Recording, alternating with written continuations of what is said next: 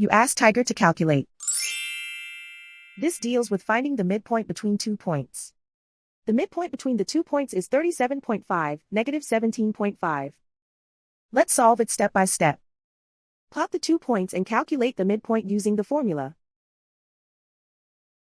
The coordinates of point 1 are, x1 equals 56, y1 equals negative 98.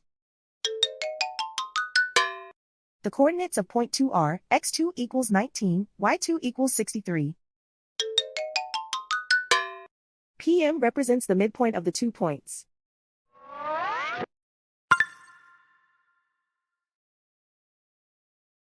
Use the x values in the midpoint formula to find the midpoints x. x1 equals 56. x2 equals 19.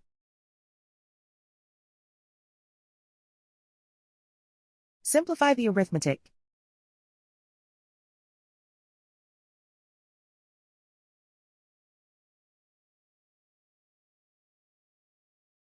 Use the y values in the midpoint formula to find the midpoints y.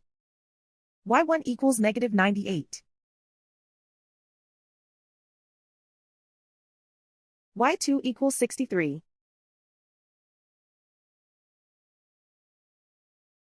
Simplify the arithmetic.